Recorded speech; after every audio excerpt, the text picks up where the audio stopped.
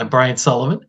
My connection with the farm started 50 years ago this year at, I believe it was Red Wing Farm, they called it, in 1974 in the fall. Me and my sister Maureen actually were notified through the school system of this new program starting up. And so it began.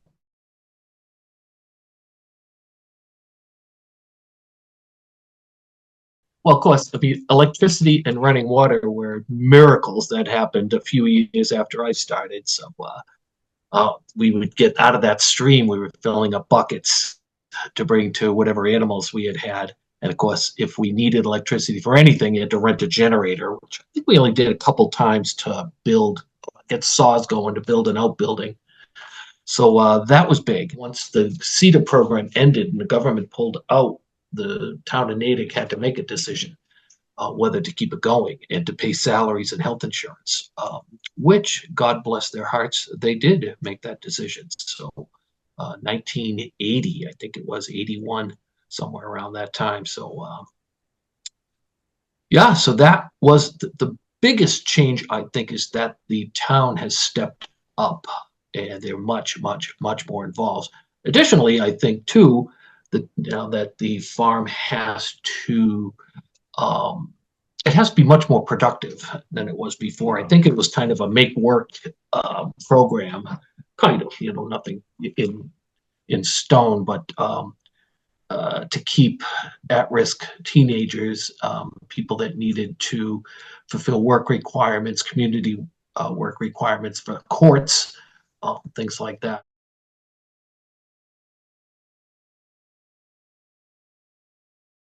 It was the baby boomers. There was just hundreds and hundreds and hundreds of kids. That's how in the 60s and the 70s, there was just hundreds of us around.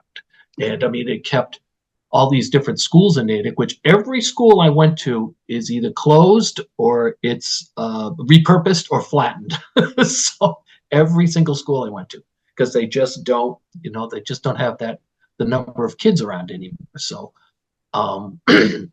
and it was a different time. A lot of times the mother stayed home. My mother never drove. So finding something to do, there was still a lot of manufacturing in Natick, lots of manufacturing. So it was more of a blue collar town. Still a lot of farms around.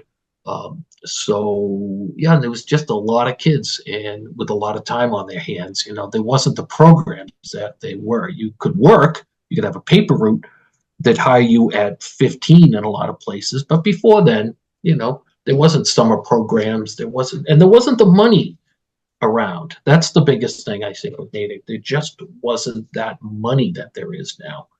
So there's a lot less alternatives. So to have something like the farm or the Natick Community Garage, that started at the same year the farm did. That lasted 1 year. So it was the farm and the community garage. I don't really know much about it, but because it was just the 1 year.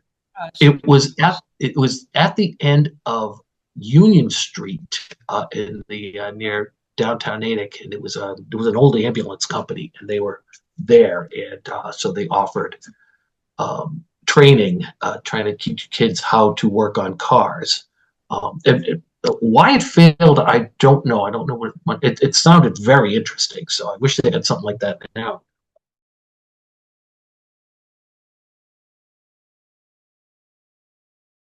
Actually, I remembered it. Geez, I think it was one of my first couple of weeks there after school. It was this spectacular late September afternoon. Not a cloud in the sky, that blue, dry, 65 degrees. We were out at the other place, the Red Wing Farm. I think we were harvesting tomatoes, and there was just something clicked. And 50 years ago, and I remember that afternoon crystal clear.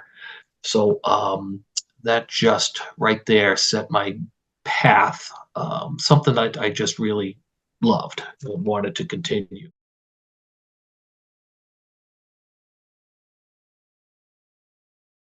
When Lynda came around, I'd actually gone to college at Stockbridge School of Agriculture in '79, I think it was. And I came back after the first year, and Lynda had just started. So that's 1980, I think. And so I think in April or May, I signed back up to the farm and as her first assistant. When Leo, I think that was Linda's first boy, when he was born, that was June of 82, maybe even 81. It was me, my sister Eileen, and my girlfriend at the time, who's my wife now, Mandy. We ran the farm because she was out on maternity from June to September. So great timing, you know. But I mean, God bless her. She worked right to the hours before she gave birth.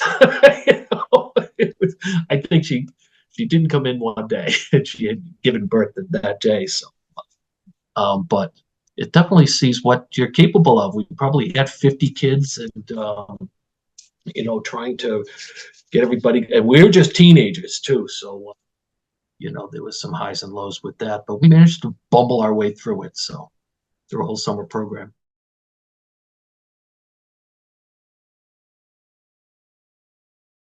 I've always had an affinity for growing things, and it still happens now. So, um, but it's also perspective. You know, these little suburban houses I end up with, or you know, even now I got a couple of acres, but that's nothing compared to what we did at the farm. You know, I always bring that up in my mind. Is oh, I used to weed for 8 hours. Or I used to, you know, do this or do that, or and, throw hay bales. You know, hundreds of them, or go out in a snowstorm and collect maple syrup. You know, it's just the perspective you get, and you look at these tasks that I do now, and it's just nothing comparatively. It's just nothing, you know. So that was a big one. And then what you are capable of. I could put my head down. I learned I could weed for 5 hours straight. You know, we turn around and look at it, it's beautiful. You know, and then you see the results. It takes time. And with the gardening, in farming, it's all time. And what you put in is what you get out. That was the big one. And again, just the patience of waiting for it to happen, but that you have to be there the whole time. You get what you give. So that's going to be on my etched on my tombstone.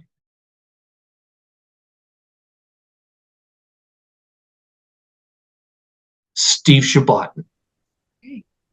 Do you remember that name? He's in there somewhere. He was the director. He's a short Indian guy. He was awesome. He, you know, there wasn't much to start with. He was there, I think, the second or third year. So it's 76, 77, 78, somewhere around there.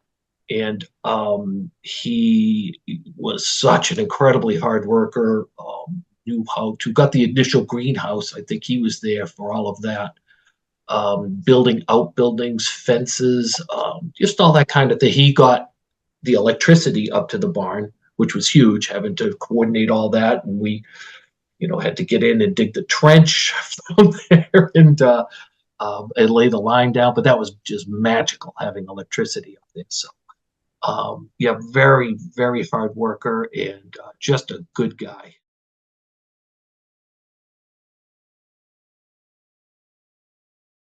The community farming gives you access and gives kids, which is important, kids gives them access. And kids, I mean, right up to being teenagers, to farming. And they have to get out and weed, and they have to make this happen and that happen. And it's a lot of learning experiences. And I don't think a lot of towns have that kind of thing anymore. It was very far-sighted of Natick at one point to say this is an important resource and it will be more in the future.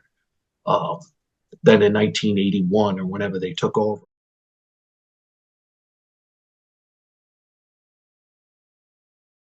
It was the greenhouse. That was in fact, at the initial greenhouse that we had built, it was, when I was in high school, we got in, actually got credits through the high school for designing and helping, you know, going to the architects in Boston. And so I'm probably 14 at the time, but they really let me get very involved with it.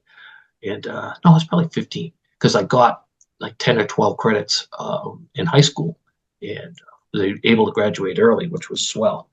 And then just get to grow things in there. It was just awesome. You can ask Lynda. She always said I had a magic touch in that greenhouse. It just everything was clean and nice and thriving. So, and all organic again. So that was probably my favorite thing, is working in the greenhouses.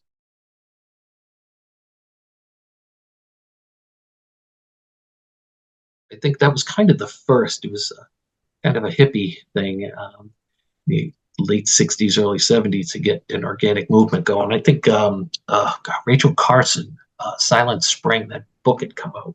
So people were starting to get aware of it. So, of course, all the old time farmers were kind of poo pooing the whole thing, but so it's just a lot easier to spray.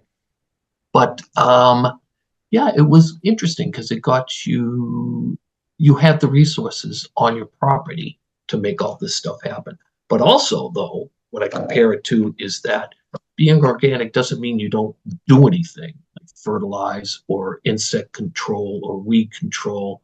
You just do use something different, or you get in your hands and knees and take care of it. So that's why sometimes I see organic produce that's doesn't look good at all, and they charge high prices for it. It gives organic produce a bad name. It drives me crazy, just because they don't. They think that not spraying or just leaving it there and not fertilizing and not weeding is organic. It's just not. It's just alternatives. That's all. Yeah. And it's feed the soil, not the plant. There's another thing for my tombstone. On the other side, that's what will happen. The tombstones. Feed the soil, not the plant. So there.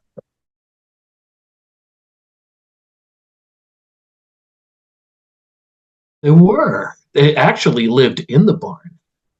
How do you like that? So yeah, they'd come in and out because we didn't have the resources to build outbuildings. So we did have a chicken coop. I don't know where that came from. Although to build the greenhouse, because it was right next to the barn. So somehow with that Steve Shabbat guy, we ended up jacking the chicken coop up and putting it on drums and rolling it about 30 feet over. That was pretty cool. So yeah, we had to make way for the solar greenhouse.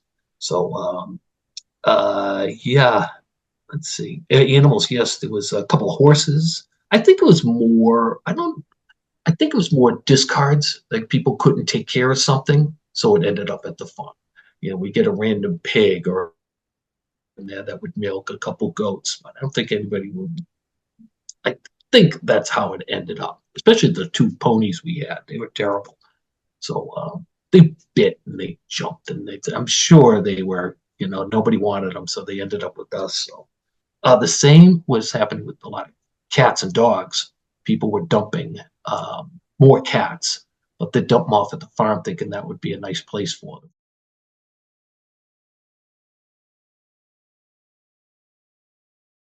We had a goat, and so you let the goat out of the barn, and they had the big horns, and I would play with them, and he'd push him in the head, and he'd rear up. And for some reason, I put my head down like this because I had hair back then, and all I saw was stars, just like you see in a cartoon. So he reared up and went correct. And I woke up a while later, and I was on my back, and I look up, and there's the goat, his face right here, waiting for round two, or maybe you see it if I was all right. But nobody was there. And I always think if it was nowadays and somebody was recording, I would have been a Instagram sensation or a TikTok thing or something, somebody getting correct.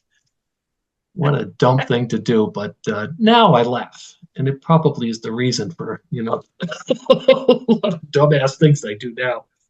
So I always blame the goats.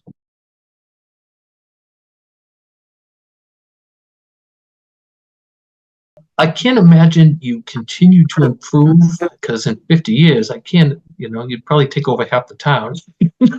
It's just what you do between the gnome project, they're the little gnomes. I find that fascinating. So, that is so interesting.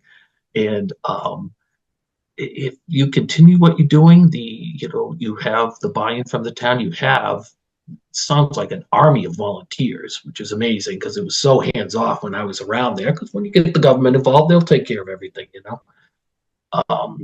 and you still have use of the land when the DPW wanted it because it is a prime spot, and some beautiful mansions would go up there. Could you imagine the real estate value of the land you're sitting on?